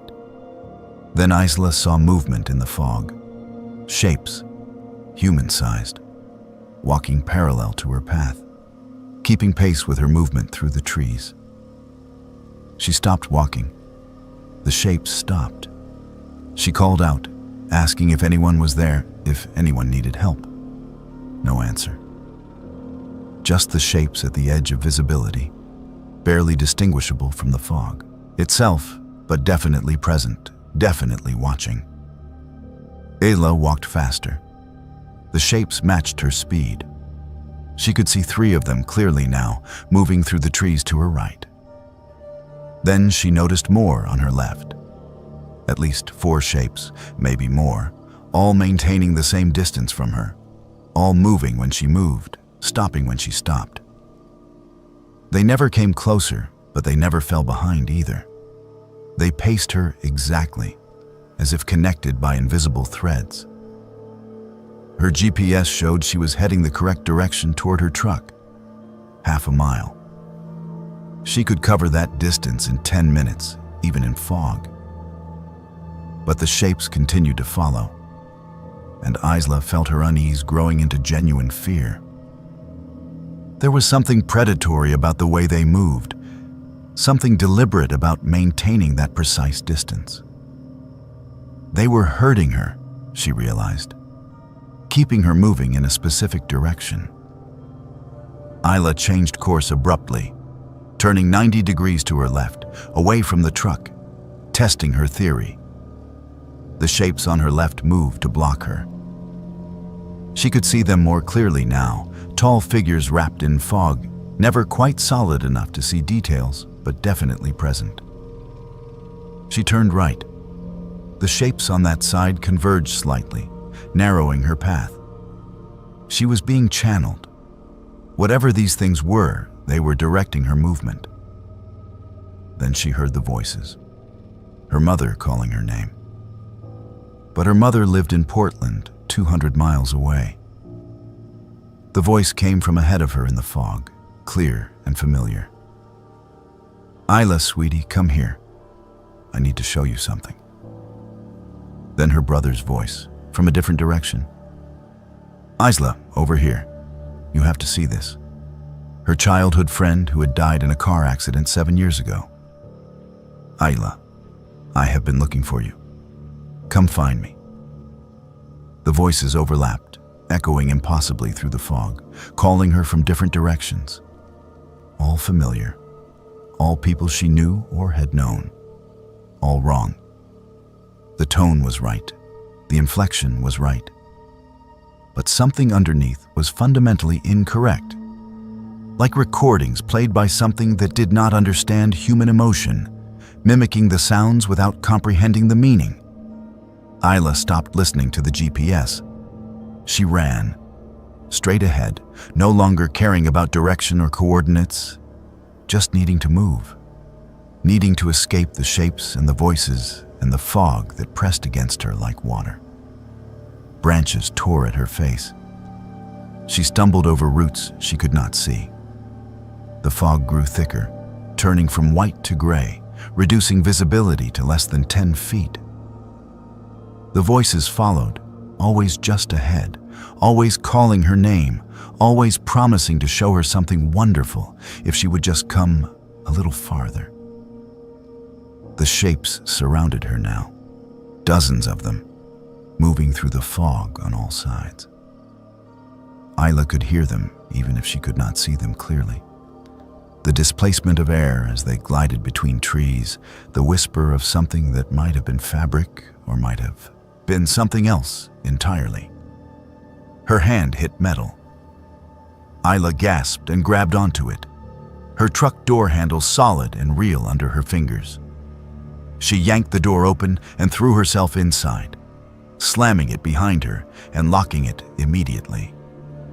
She started the engine with shaking hands, not caring if it was safe to drive, just needing to move, needing to get away from the fog and what it contained. The fog pressed against the windows, thick as cream, completely obscuring visibility. Isla put the truck in drive and accelerated blindly down the logging road, trusting memory and instinct to keep her wheels on the track. She heard impacts against the truck, soft thuds that made the vehicle shudder. She did not slow down. She drove faster. 3 miles down the logging road, she burst out of the fog bank into clear afternoon sunlight. The transition was instantaneous, like driving through a wall.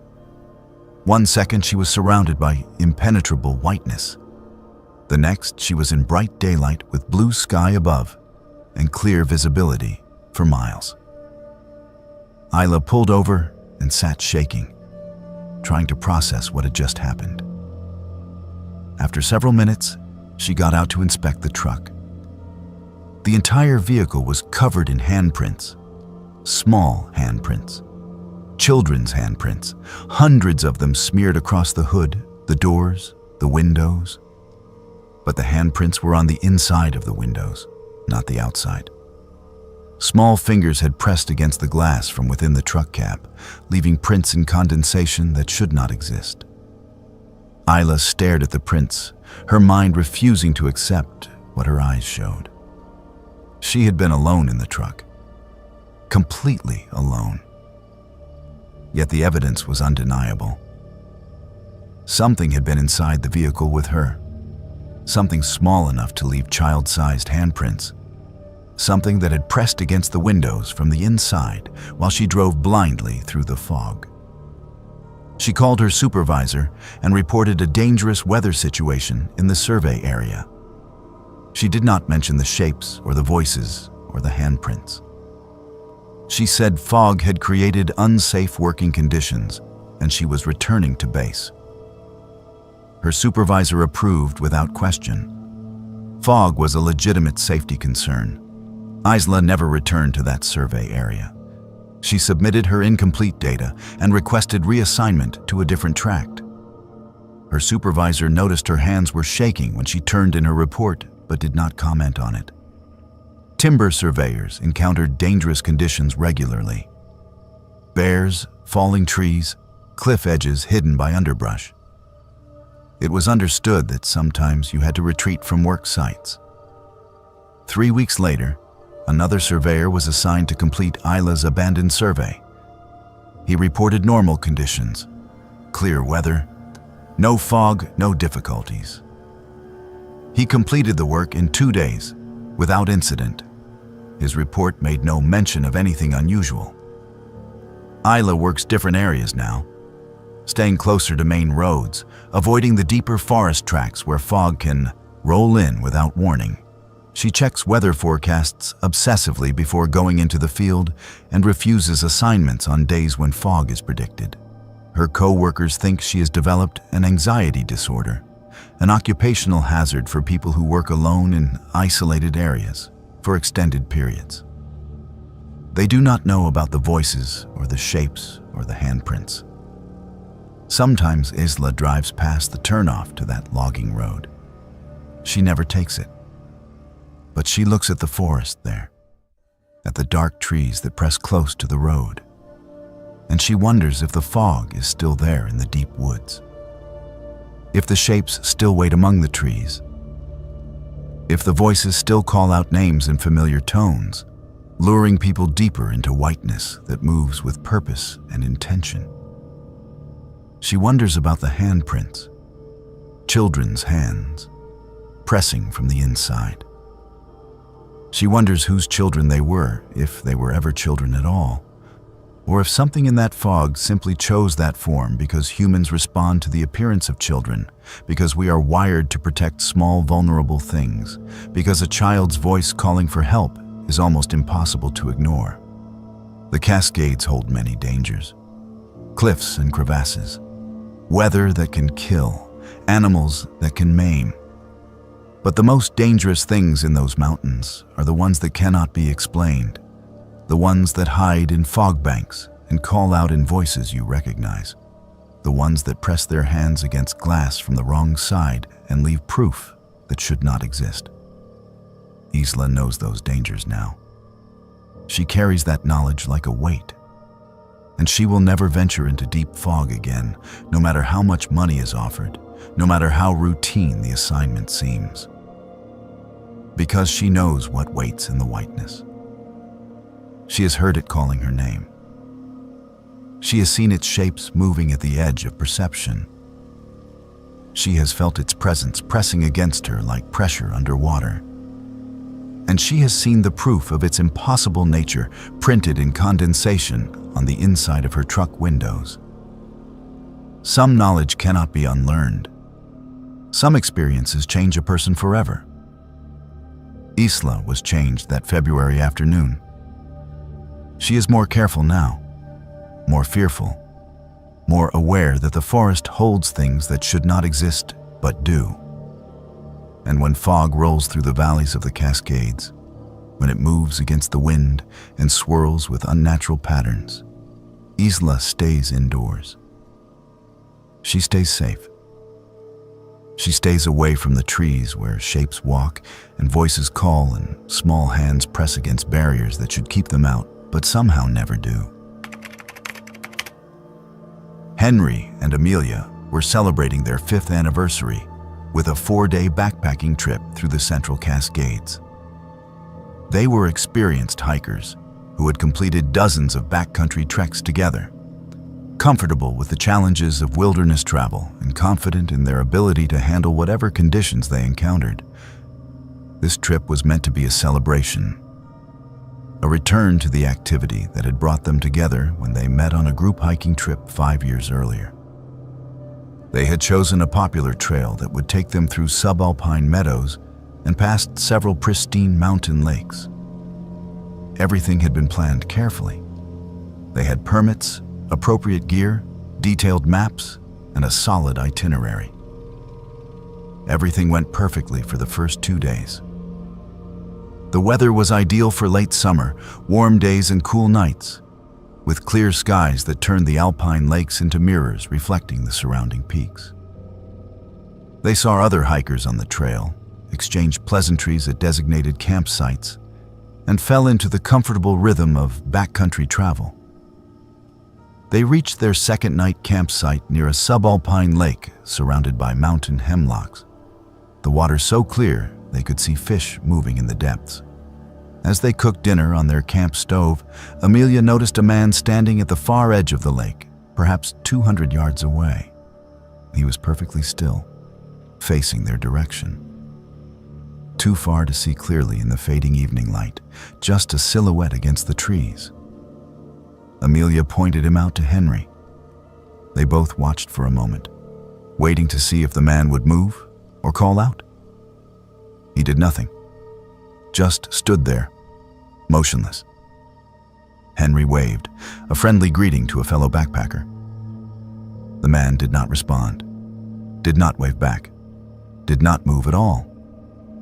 After a few minutes, Henry and Amelia returned to their meal preparation, occasionally glancing toward the figure. When they looked again, 10 minutes later, He was gone. They discussed it briefly.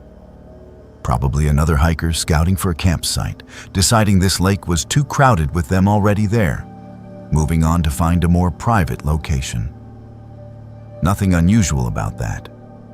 Backcountry etiquette encouraged spacing out camping groups to maintain the wilderness experience. They finished dinner, hung their food in a bear bag, and settled into their tent for the night. The lake was silent except for the occasional splash of a jumping fish and the whisper of wind through the hemlocks. The next morning dawned clear and beautiful. They packed camp efficiently, having developed their system over years of hiking together. The trail climbed steeply from the lake, switchbacking up a ridge that would offer spectacular views of the surrounding peaks. About an hour into their hike, Amelia stopped abruptly. She pointed ahead and to the right. Off the trail on a rocky outcropping, the man was there, standing on the rocks, facing them, perfectly still. Henry could see him more clearly now in daylight, tall, dark clothing, but too distant to make out facial features or details. Something about the complete stillness bothered Henry. Even someone resting would shift weight, adjust their pack, make some small movement. This figure was motionless as a statue. Henry called out, asking if the man was okay, if he needed help. No response. The figure just stood there, watching them. They continued hiking. Neither mentioned the man aloud, but both kept glancing back. After 20 minutes, Amelia looked over her shoulder and gasped. The man was on the trail behind them now, maybe 100 yards back, following, still not moving in any normal way, just appearing in different locations, always facing them, always watching. Henry turned to look. The trail behind them was empty. He told Amelia she must have been mistaken, but she insisted she had seen him clearly. Throughout the day, Amelia kept seeing the figure, sometimes on ridgelines above them, sometimes among the trees to the side of the trail, sometimes behind them, always distant, always still, always watching. Henry never saw him when Amelia pointed, but then he would turn around moments later and catch a glimpse of someone in dark clothing at the edge of visibility. Just a brief sighting before the figure would be obscured by terrain or trees. By afternoon, they were both thoroughly unsettled. The sightings had become too frequent to dismiss. Someone was following them, staying just far enough away to avoid direct confrontation, but maintaining a consistent presence. They discussed hiking out early, cutting their trip short and returning to the trailhead that evening. But they were already 10 miles into the backcountry. Hiking out would take 8 hours minimum, which meant traveling well after dark. The safer option was to reach their planned campsite for the third night, get an early start in the morning, and hike out the final leg to their car. Their third night campsite was at a designated site near the trail, complete with an established tent pad and a bear box for food storage. Another group was already camped there when they arrived, a couple in their 60s who greeted Henry and Amelia warmly. The presence of other people was reassuring. They set up their tent, stored their food properly, and joined the older couple at their campfire for conversation. They did not mention the figure who had followed them all day. It sounded too paranoid, too irrational. But as darkness settled over the camp, Amelia saw him again, at the edge of the firelight, standing among the trees, watching. She grabbed Henry's arm and pointed. This time Henry saw him too. The figure was clearly visible, silhouetted against the lighter darkness of the open forest. Tall, wearing dark clothes or wrapped in shadow, completely motionless. The older couple turned to look where they were pointing. The woman asked what they were looking at. They could not see anyone. Henry stood and grabbed his flashlight, sweeping the beam toward where the figure stood. The light illuminated trees and undergrowth, No person. But Henry had seen him. Amelia had seen him. They were both certain. The older couple exchanged concerned glances. They suggested that sometimes the mind played tricks after a long day of hiking, that shadows could look like people, that exhaustion could cause confusion. Henry and Amelia did not argue. They thanked the couple for their company and retreated to their tent. Neither slept well. They lay awake listening to the night sounds, the rustle of small animals, the distant call of an owl, the whisper of wind. Amelia dozed fitfully, waking repeatedly with the feeling that someone was standing outside their tent. Henry stared at the tent ceiling, tracking every sound, trying to convince himself that stress and fatigue were creating problems where none existed. At 3 a.m, Henry woke from a light sleep to see the figure standing at the entrance to their tent. Not outside, inside. The silhouette was perfectly still, backlit by moonlight filtering through the nylon fabric. A tall shape, facing him, standing just inches from where he lay. Henry could see no features, just darkness in the shape of a man. He tried to scream, but no sound came out. He lunged forward, hands reaching to grab or push or defend.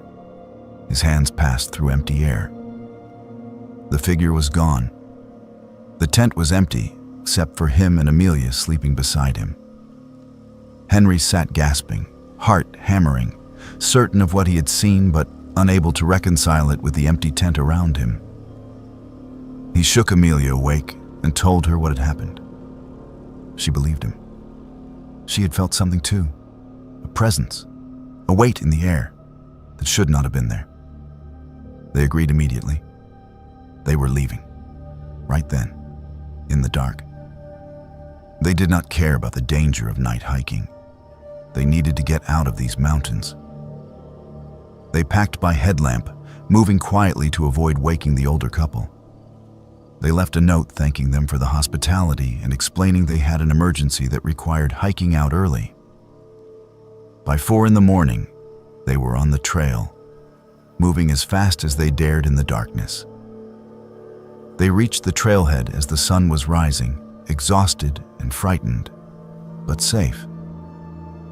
They drove home to Seattle in silence, both processing what they had experienced, both trying to find rational explanations that would not come. They told themselves it was over. A strange experience, unsettling but finished. They were home now, safe in their apartment in a city of nearly 4 million people. The wilderness was behind them. Whatever they had seen or thought they had seen was 60 miles away in the mountains. They unpacked their gear, showered, and tried to return to normal life. That night, Amelia woke at 3 a.m. to see the figure standing in their bedroom doorway. The same dark silhouette, the same impossible stillness. Watching her from across the room, she screamed. Henry woke and turned on the light. The doorway was empty, nothing there. But Amelia had seen him as clearly as she had seen anything in her life. The figure from the mountains, in their home. The next night, Henry saw it in their bathroom mirror. The silhouette standing behind him while he brushed his teeth. He spun around, nothing there. But it had been in the reflection, clear and undeniable. Every night for 2 weeks, one of them saw the figure. In doorways, in windows, in reflections, always watching, never moving, never coming closer, but never leaving either. They tried to ignore it, tried to convince themselves it was psychological, some form of shared trauma response. But objects in their apartment began moving. Keys that should have been on the table were on the counter. Doors they had closed were open. A framed photograph of them on their 2nd anniversary fell off the wall and shattered, despite being securely hung. The apartment no longer felt safe. A friend suggested they visit someone who understood these matters, someone from the local native community who knew the old stories about the mountains. Amelia was skeptical, but desperate. They found a woman through a friend of a friend, an elder who listened to their story without interruption. When they finished, she nodded as if she had heard similar accounts before. She told them they had been followed by something that did not want to let them go. Something that had marked them in the mountains and claimed them as its own. Something that existed in the spaces between the living world and whatever came after. The woman performed a cleansing ritual in their apartment.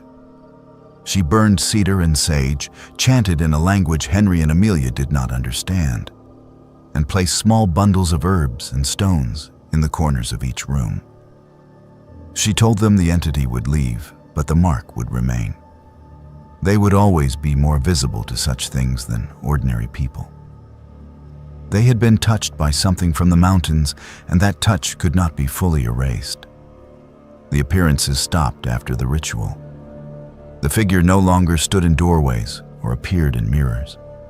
The apartment felt lighter, less oppressive. Henry and Amelia wanted to believe it was over. But they both knew something had changed. They saw things in their peripheral vision now. Shadows that moved wrong. Shapes that should not be there but were, just for an instant. They had become sensitized to a layer of reality most people never perceived. They did not go backpacking again. They canceled their permits for future trips. They sold their camping gear. The mountains that had brought them together, that they had loved for years, now felt dangerous in ways they could not explain to friends who asked why they had stopped hiking.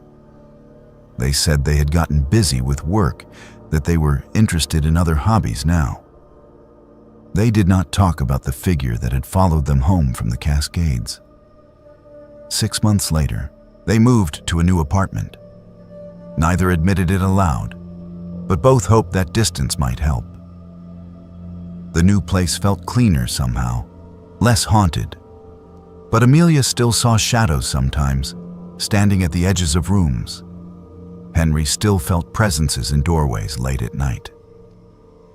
The mark remained, just as the elder had said it would. Sometimes Amelia wondered if they should have stayed in the mountains, if the figure had been trying to keep them there, if leaving had somehow violated an unspoken agreement. She wondered if other hikers had seen the same silhouette, if other people had been followed home from those trails, if anyone had stayed, surrendering to whatever claimed them in the subalpine meadows and crystal lakes. She never voiced these thoughts to Henry. But late at night, when shadows moved in ways shadows should not move, she wondered. And in the deepest part of her, in the place that had been marked by something old and patient and implacable, she knew that the figure was still watching, still waiting, still holding claim to something it had marked as its own in the mountains, where reality wore thin and ancient things walked freely. The Cascades had not let them go. Not really. They had simply taken the haunting home with them, carried it down from the mountains like a souvenir they could never discard. A reminder that some places claim those who visit, and some things follow you home.